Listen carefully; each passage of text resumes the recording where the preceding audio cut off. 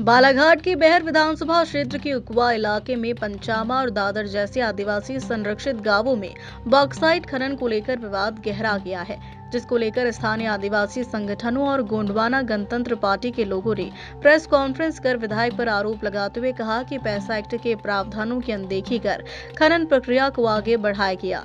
उनका कहना है कि इससे न केवल पर्यावरण और वन्य जीवों पर खतरा मंडरा रहा है, बल्कि आदिवासियों के मूल निवास और अधिकार भी प्रभावित हो रहे हैं। संगठनों ने विधायक संजय उइके पर भी निशाना साधते हुए घूसखोरी का आरोप लगाया है। उन्होंने विधानसभा में इस मुद्दे को मजबूती से नहीं उठाया। बिना ग्राम सभाओं की स्पष्ट सहमति के खनन की प्रक्रिया आगे बढ़ाना 5वीं अनुसूची और पैसा कानून की भावना के खिलाफ है। सुनिए संगठन के लोगों ने और क्या कहा। क्योंकि वर्तमान समय में जो ये पंचमा दादर का जो उकवा के क्षेत्र में जो बॉक्साइट खनन की अनुमति दी है, ये लंबे समय से प्रक्रिया चल रही होगी।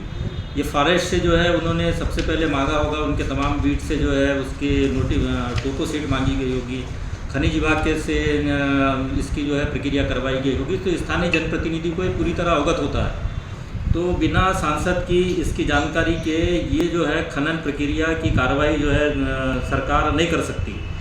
जब ये जीआर साइन हो रहा था तो हमारे माननीय विधायक महोदय जी किस अवस्था में थे, कहाँ थे, ये पता नहीं।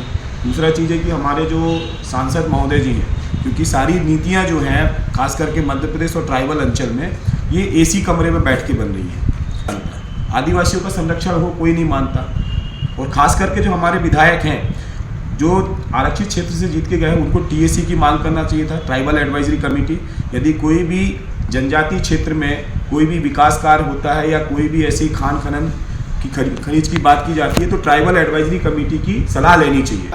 अगर यहाँ से हजारों लाखों पेड़ अगर काट दिए जाएंगे माइनिंग के नाम पर, तो बालाघाट का वातावरण फिर वैसी गर्म होगा।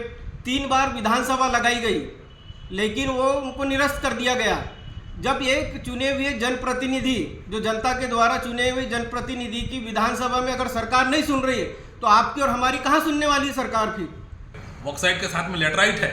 बॉक्साइट कितना, जिससे कि एल्यूमिनियम बनता है, और उसका जो ऑक्साइड वैल्यू है वो बहुत खतरनाक एकदम कहना चाहिए। मैं खुद ही केमिकल इंजीनियर हूँ, मैं जानता हूँ, क्योंकि बॉक्साइट खनन में जो इम्प्योरिटीज़ निकलेगी वो जो पानी में जाएगी तो आजू बाजू का जो पीने का पानी भी जो है वो भी खत्म होगा। कृषि एरिया में जो पानी जाएगा वहाँ भी दिक्कत करेगा।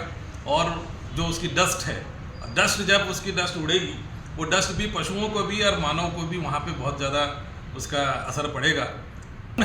कि जब तक वो काउंसिल उसको पास नहीं करेगी, जब तक सरकार कुछ नहीं कर सकती। इसलिए आज भी उसे एक्टिव करके रखा नहीं गया है। ये डिमांड हमारे 47 विधायकों को एक साथ मिलकर करना चाहिए। वहीं कांग्रेस विधायक संजय उइके ने इन आरोपों को खारिज करते हुए कहा कि संबंधित खनन क्षेत्र का मामला अभी प्रारंभिक प्रक्रिया में है और खनन पट्टा राज्य खनिज निगम को दिया है, न कि किसी निजी कंपनी को। विधायक के अनुसार पहले भू वैज्ञानिक सर्वेक्षण हुआ, उसके बाद सैद्धांतिक स्वीकृति की प्रक्रिया चली, जबकि अंतिम स्वीकृति और नीलामी की प्रक्रिया भी बाकी है। उन्होंने आरोपों को अज्ञानतावश बताया और कहा कि बिना पूरी प्रक्रिया समझे राजनीतिक बयानबाजी की जा रही है। जब तक सभी वैज्ञानिक नियमों और प्रतिक्रियाओं का पालन नहीं होगा, कोई भी अंतिम निर्णय लागू नहीं होगा।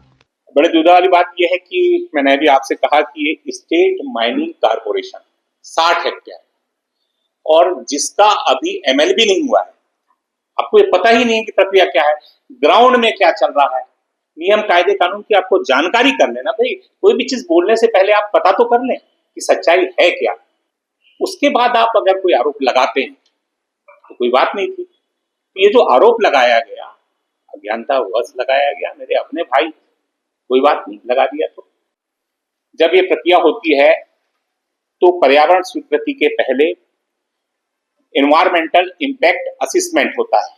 मृदा, वायु, स्वास्थ्य और सोशल इकोनॉमिक इंपैक्ट आज क्या है माइनिंग के पहले और पोस्ट माइनिंग जब प्रारंभ होगी तो उसका क्या प्रभाव पड़ेगा, ये आकलन किया जाता है EIA रिपोर्ट में, और उसकी पब्लिक हियरिंग होती है, उसकी जन सुनवाई होती है। सर्वेक्षण GSI ने किया, उसके आधार पर उन्होंने डायरेक्ट ML लगा दिया।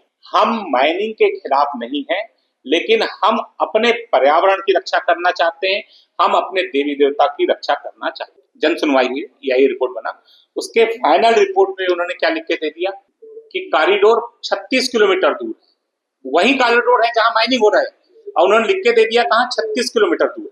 तो हमारी आपत्ति इस बात की है, ये हमारा अनुभव है, इसलिए हम शुरुआत में अभी आंदोलन कर रहे हैं और शुरुआत में हम एआईए का रिपोर्ट का उल्लंघन कर रहे हैं, जन सुनवाई के हम विरोध कर रहे हैं कि आप सही रिपोर्ट लाइए, उस पर आपत्ति दावा लीजिए, फिर आगे की बात होगी।